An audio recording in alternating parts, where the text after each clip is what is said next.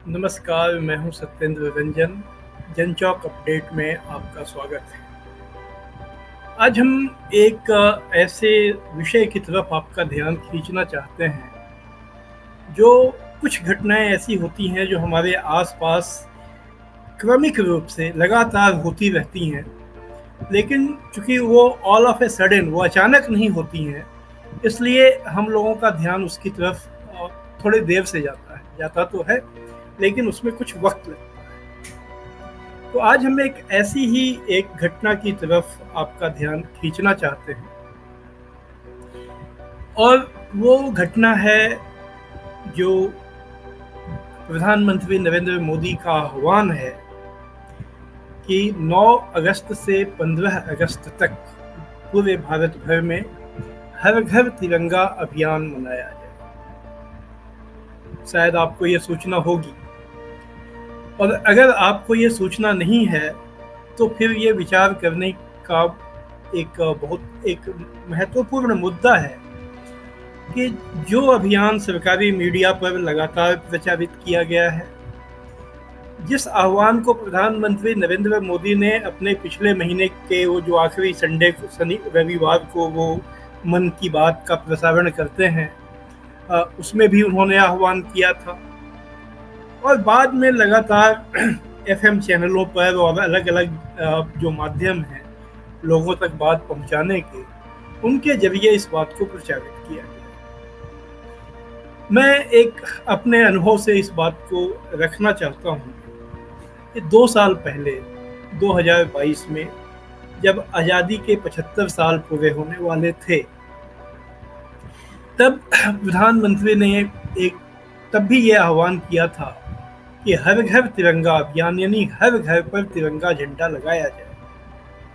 9 अगस्त से 9 अगस्त चूंकि भारत छोड़ो दिवस होता है, 1942 में उसी दिन महात्मा गांधी ने अंग्रेजों को अपनी आखिरी चेतावनी दी थी, जिसमें उन्होंने कहा था कि अंग्रेजों, तुम भारत छोड़ दो, तुम्हारे जाने का वक्त आ गया है। और उन्होंने कांग्रेस के लोगों और भारतवासियों से कहा था कि ये डू और डाई, करने या मरने का वक्त है। इस बार के आंदोलन में हम लोग या तो आज़ादी ले लेंगे या हम लोग अपनी जान दे देंगे। गांधी जी की बात का एक, जिसे कहते हैं इलेक्ट्रिक फाइन, बिजली की तरह का असर हुआ, और सारा देश भारत छोड़ो आंदोलन में सड़कों पर उतर आया था। तो वो एक बहुत बड़ी घटना है भारत के आधुनिक इतिहास की, और उसको लेकर आज तक भारत छोड़ो दिवस 9 अगस्त को मनाया जाता है। तो 9 अगस्त से 15 अगस्त तक एक आज़ादी का सेलिब्रेशन, ये लगभग 77 साल से ये परंपरा चल रही है कि 9 अगस्त से 15 अगस्त तक लोग आज़ादी का उत्सव मनाने के मूड में होते हैं।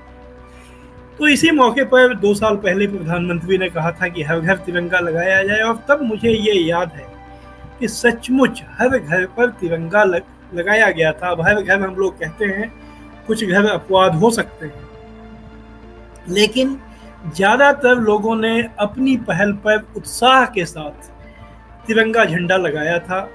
मैं जिस इलाके में रहता हूँ, वहाँ पर तो एक ऐसा माहौल उसके पहले कभी नहीं देखा गया था, जिसमें लोग स्वेच्छा से तिरंगा के लिए इस तरह से एक अभियान में जुटे हों।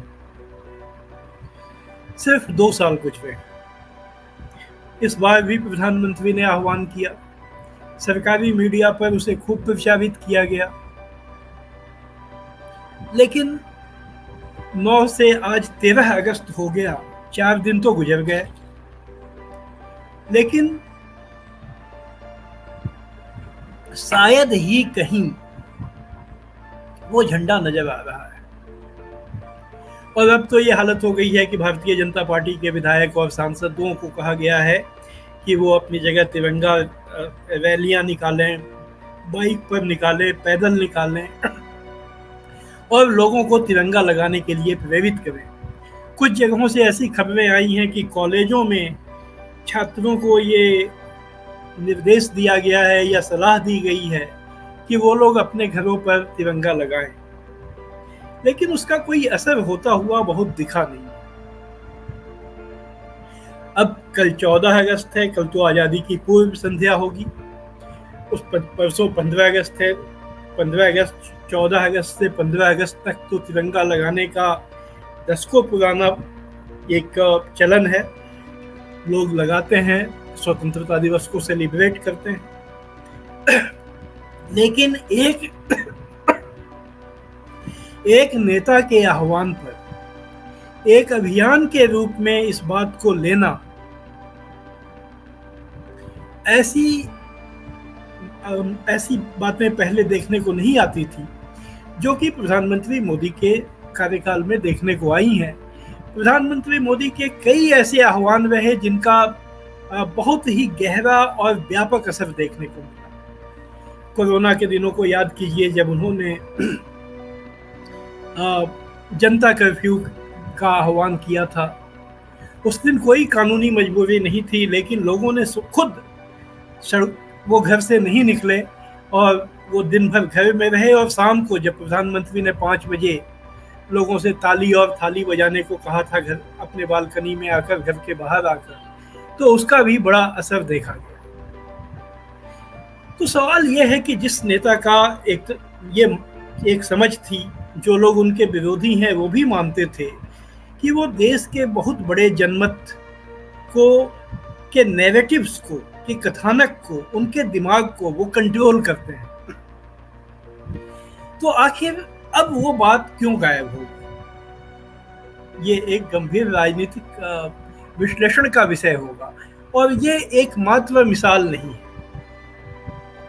हम लोगों ने देखा अभी थोड़े दिन पहले, जब कांवड़ यात्रा चल रही थी, तो उत्तर प्रदेश में ये आदेश आया कि सभी जो दुकानदार हैं वो अपना नाम लगाएं अपने खोमचे के बाहर, अपनी दुकान के बाहर। इसे एक सांप्रदायिक ध्रुवीकरण की रणनीति के तहत देखा गया। और पिछले 10 साल का ये अनुभव है कि जब कभी सत्ताधारी पार्टी की तरफ से इस तरह का अभियान चलाया गया, तो पूरा समाज उस पर बटा हुआ नजर आया। उसी पे लोग, वो एक एजेंडा सेटिंग का काम वो बना रहा है, जिसमें लोग उसी पर, उसके समर्थन या विरोध की बहस में उसमें जुटते रहे। लेकिन इस बार कांवड़ यात्रा पर भी हम लोगों ने कोई बहुत वैसा समाज में माहौल बनता हुआ, एक भावावेश पैदा होता हुआ देखा नहीं। ऐसा समझा जाता है कि चूंकि पिछले लोकसभा चुनाव में, खासकर उत्तर प्रदेश में, जो बीजेपी का ये हिंदुत्व का एजेंडा है, ये बिल्कुल ही फेल हो गया, ये नहीं चला। जहाँ पर राम मंदिर का एक इतना भव्य उद्घाटन समारोह हुआ था और उसका बहुत असर उस दिन देखने को मिला था। लेकिन उसके बाद हम लोगों ने देखा कि एक कांवड़ यात्रा में वो का जो एक उसमें जो आप हम लोग ये कह सकते हैं जो चाल चली गई, वो बहुत कामयाब नहीं हुई। इसी तरह हम लोगों ने अब देखा कि सरकार वक्फ बोर्ड का कानून ले आई, उसे संसदीय समिति को सौंप दिया गया है। लेकिन ये तो बहुत कोई भी जो राजनीतिक विश्लेषक है उसके दिमाग में बहुत साफ है कि इस तरह के हर कदम उठाने के पीछे एक मकसद, समाज में हिंदुत्व, हिंदू बनाम मुस्लिम की जो एक भावना या एक खाई पैदा की गई है, उसको जिंदा रखना होता है। लेकिन ये वक्फ बोर्ड का भी मामला ऐसा लगता नहीं है कि वो उस लिहाज से, जैसा कि पहले लव जिहाद या इस तरह के जो मामले जब लाए जाते थे, हिजाब बैन, वो उन सब चीज़ों से समाज में जिस तरह की एक परिस्थिति बनते हम लोग देखते थे, वैसी परिस्थिति अभी बनी, ये तो आम अनुभव है कि ऐसा नहीं हुआ है। अब एक नई बात अभी इधर कुछ दिनों से देखने को मिल रही है, एक हफ्ते से, जब से बांग्लादेश में का जो राजनीतिक घटनाक्रम हुआ है, तो ये एक चर्चा चली है। हालांकि इस बात में सच्चाई है, बिल्कुल ये झूठी बातें नहीं है कि वहाँ पर जो अल्पसंख्यक हिंदू समुदाय हैं उनके ऊपर हमले हुए हैं, कई जगहों पर उनके पूजा स्थलों पर भी हमले हुए हैं।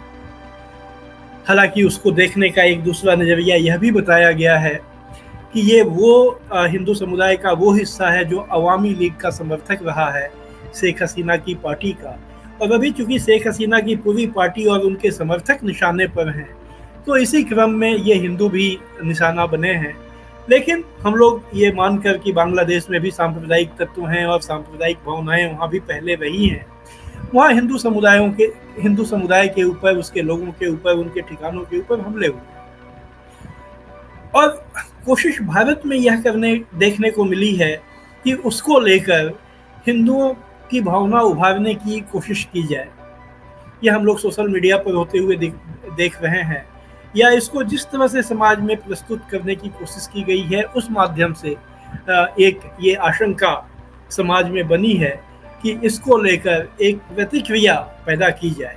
और प्रतिक्रिया पैदा करने की कोशिश में कुछ हिंदुत्ववादी संगठनों ने यहाँ उत्तर प्रदेश के गाजियाबाद में, दिल्ली में कुछ ऐसे इलाकों पर हमले भी आयोजित किए जिन्हें बांग्लादेशी बताया गया, लेकिन बाद में पता चला कि गाजियाबाद में तो बिल्कुल ही एक भी वहाँ बांग्लादेशी नहीं था उस इलाके में। हालांकि उस इलाके के लोगों की पिटाई की गई और उनके ऊपर हमले किए गए।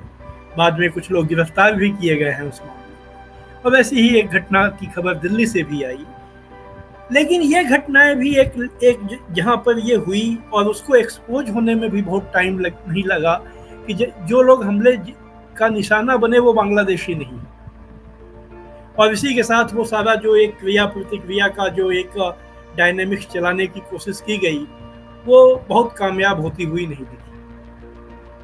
आखिर क्यों? ये माहौल क्यों बदल गया है? ये राजनीतिक विश्लेषकों के लिए गंभीर मुद्दा है जिसे समझने में उन्हें अपनी ऊर्जा लगानी चाहिए। अभी हम लोग कुछ अनुमान तो जरूर ही लगा सकते हैं। और अनुमान हम लोग यह लगा सकते हैं कि शायद यह जो राजनीति है, भावावेश, भावनाओं की राजनीति, वो अपने उस स्थान पर पहुंच गई है जहां से उसे और ज़्यादा आगे बढ़ाना आज की परिस्थितियों में संभव नहीं रह गया है। क्यों? इस पर अभी हम लोग आएंगे। लेकिन जैसा कि कहा जाता है कि एक अर्थशास्त्र में लॉ ऑफ डिमिनिशिंग रिटर्न का सिद्धांत होता है कि अगर आप एक ही इनपुट बहुत डालते जाएं तो उससे उत्पादन नहीं बढ़ता है, बल्कि उसके बाद उत्पादन घटने लगता है। अगर आप बाकी परिस्थितियां वैसी ही हों और उसमें आप और ज़्यादा मशीन का इस्तेमाल कर दें या और ज़्यादा लेबर लगा दें, तो वो ऐसा नहीं होगा कि उससे उत्पादन ज़्यादा होने लगेगा, बल्कि उत्पादन बढ़ने की दर गिरने लगेगी।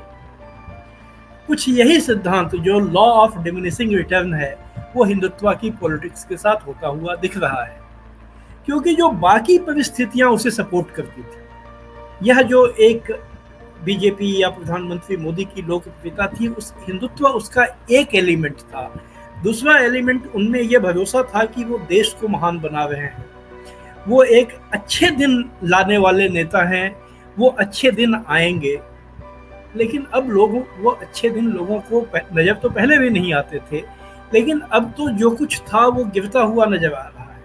आप केवल पिछले 2 महीने पे गौर कीजिए किस तरह इंफ्रास्ट्रक्चर कोलैप्स हुआ है, कैसे थोड़ी सी बारिश से जो महानगर हैं और महानगरों का भी जो वीआईपी इलाके हैं वो डूबते नजर आए हैं। संसद भवन में पानी रिसता नजर आया है।